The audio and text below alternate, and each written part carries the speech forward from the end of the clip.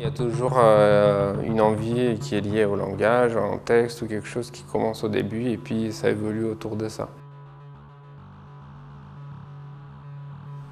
J'ai voulu plutôt explorer une espèce de civilisation inconnue qui serait dans le futur ou qui va être un peu un développement de notre société à nous.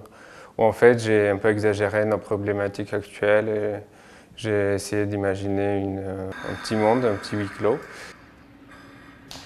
Donc l'installation se compose de 3 éléments qui créent un parcours en fait autour de cette œuvre vidéo.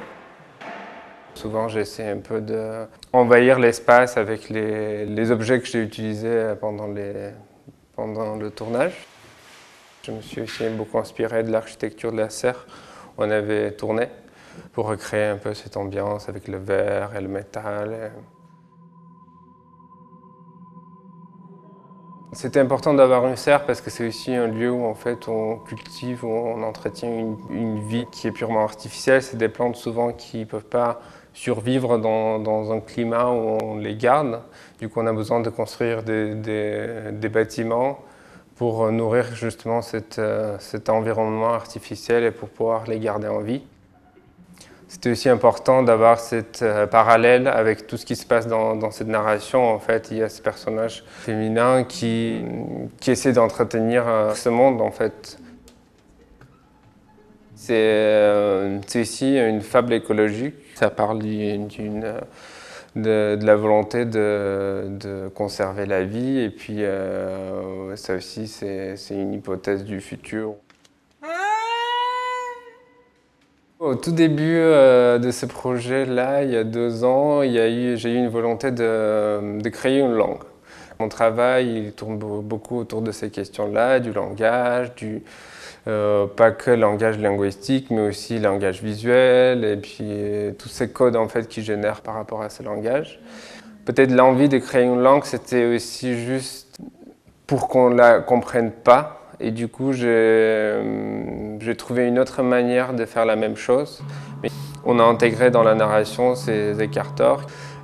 Ça a empêché la prononciation correcte et puis ça a aidé aussi les actrices de justement sortir de la langue et puis essayer d'imaginer aussi de passer le message par leur corps, leurs gestes et les sonorités, sans justement se soucier d'être compréhensible ou passer un message. Le fait qu'il parle un langage incompréhensible pour le spectateur aussi, qui laisse aussi beaucoup de place à l'imagination et puis à l'interprétation. Je travaille beaucoup avec ces notions-là, et même au moment du tournage, de pouvoir laisser un espace de liberté pour les acteurs, pour l'équipe en fait, pour pouvoir créer. La chanson qu'on entend dans la vidéo, c'est une chanson qui s'appelle Chuncho de Ima Sumac. Pour moi, c'était ce qui manquait en fait dans cette serre, cette présence animale, des chants d'oiseaux, et puis sa manière de chanter aussi, c'est quelque chose de très organique, très naturel. Elle est très ancrée aussi dans la nature. C'était une manière aussi de chanter ces émotions-là et puis avoir un lien. Les 2 personnages, ils chantent ensemble, même s'ils ne sont pas dans les mêmes espaces. Ça les relie et puis ça rajoute aussi à la dramatisation en fait, de cette rupture. La boucle, c'est quelque chose que je trouve assez intéressant et qui sort la vidéo un peu du champ du cinéma, même si c'est les mêmes outils qu'on utilise. Mais en fait, le fait de ne pas imposer un début, une fin à une histoire, ça laisse aussi une plus grande place au spectateur qui a la possibilité aussi de déambuler dans l'espace et puis de choisir les moments qu'il a envie de passer devant la vidéo. Et puis savoir qu'à un certain moment, il pourra revenir et regarder. Et puis, dans la narration, c'était important aussi de renforcer ce huis clos, en fait, cet enfermement dans ce lieu extérieur du monde et où en fait le monde, peut-être, il n'existe plus à l'extérieur de cette serre.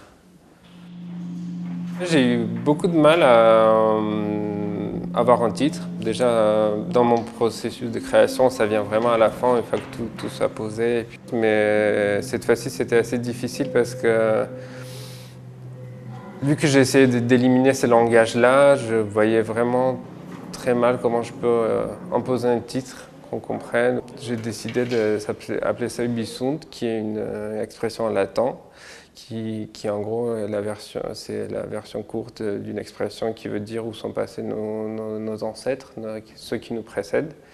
En gros, c'est aussi une réflexion sur la mortalité, où en fait la vie elle a une fin, et puis c'est aussi une histoire, et puis un héritage. Et puis c'est pour ça que je trouvais ce titre qui paraît aussi d'un premier coup d'œil assez opaque, mais aussi qui a toutes ces charges historiques derrière. Parce que c'est difficile d'imaginer un futur qui ne soit pas ancré dans le passé.